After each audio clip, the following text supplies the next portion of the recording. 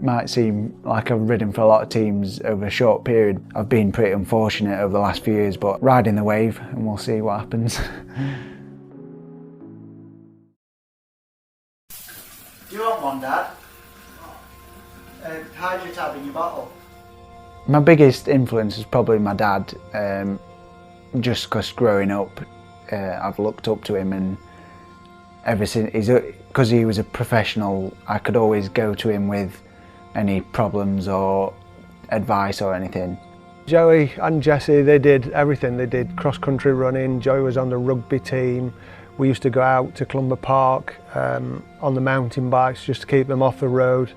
And I mean, back in the day, Joey wouldn't even wear he'd call this kit mankinis. I'm not wearing a mankini, so he'd have his football kit on. And then he sort of, like I say, never really pushed them, but I think they enjoyed it. But it was, you know, never really wanted to race. And then it all changed when we went to Lincoln Grand Prix. We went to watch Lincoln Grand Prix, me and my dad, on the motorbike, and we're good friends with Russ Downing, and he was sort of the best at the time. And so we were cheering on Russ, and the whole up Michaelgate, everyone was shouting, "Go on Russ, go on Russ." And then my dad was like, "Are you sure you don't want to, that could be you one day, sure you don't want them to cheer your name?" And I looked at him and was like, "Yeah, go on then, get me a road bike." And that's a week later, I think he spoke to Julian Wynne, who was head of the women's GB team, and I got like Emma Pooley's bike or something, because it was the smallest one. And it went from there, really. So yeah, my dad's Chris Walker, and he was a professional in the 90s, and he was most famous for his milk race win, which was the Tour of Britain back then. But he also won the Crit Champs, and fun fact, we're the only father-son duo to win the Crit Champs. So yeah, I mean, to follow in his footsteps, it's tough, because I'd obviously have to do well in the Tour of Britain, but I've already ticked one off, and yeah, I mean, if I could achieve half the stuff that he'd done, I'd be happy. Yeah, so in 2016 was my first proper team as a senior, and I was on the Great Britain Academy. So that was out in Italy, and yeah, got a tough year, but really enjoyed it, and it was a big learning curve. Then after GB, went on to Wiggins for 2 years, and that was probably best time sort of racing and training and having a good laugh. And yeah, another steep learning curve really, and I got some results that year, which then got me onto Madison, and again some good results, and that's where I picked up the Crit Champs in 2019.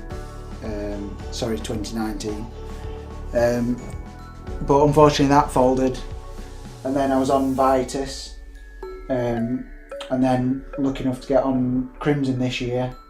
Still, because of the pandemic, the national championship carried over. So yeah, I mean, I've got plenty of jerseys, but these are a select few. And then these are some of my dad's. So you've got the Commonwealth Games in Kuala Lumpur, '98. And then it was one of his Rally Banana ones, which is obviously a famous team back in the 90s in Britain. And yeah, he's got plenty upstairs, but too many. I've had a few teams over recent years that have folded, and after Madison folded, I joined Vitus thinking again, it might be a good few years here and I can pick up some good results abroad and stuff. And then the pandemic hit, and did one race, and that was it for Vitus. Through a year it folded, and then that does take a big hit mentally. Then you sort of it's another knockdown. You know, what am I training for here? You know, there's no racing on the horizon. My team's folded.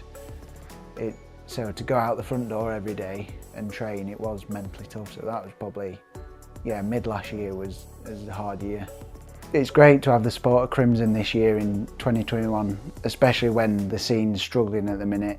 To have a team sort of accept you in and put a lot of resources behind you. Yeah, I'm really privileged, and it's no secret that the scene is sort of not on its knees but going through a rough patch. So to have teams like Crimson and sort of picking up some decent riders, it's good.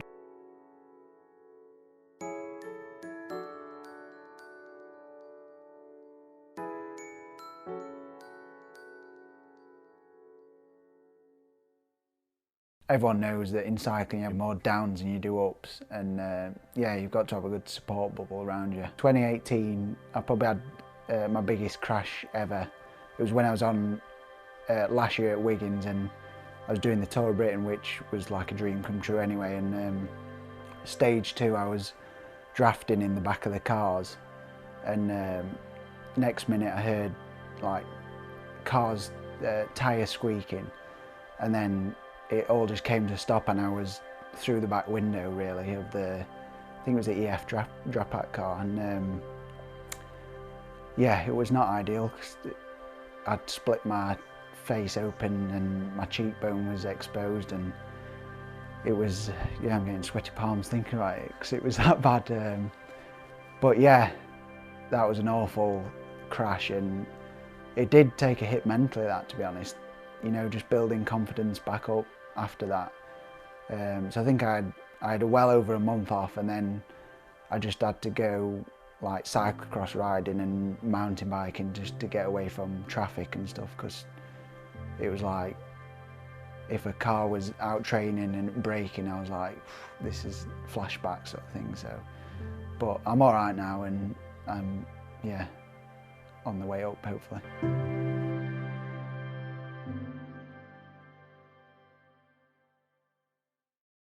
Goals going forward, I've obviously been on the domestic scene quite a few years now, and all it takes in cycling is one sort of big result to jump up a level, and I'm still searching for that big result, and every race I go in to win, and yeah, I just need one big breakthrough, and hopefully that will get me noticed by a bigger team, and then you don't know where it can go from there. So.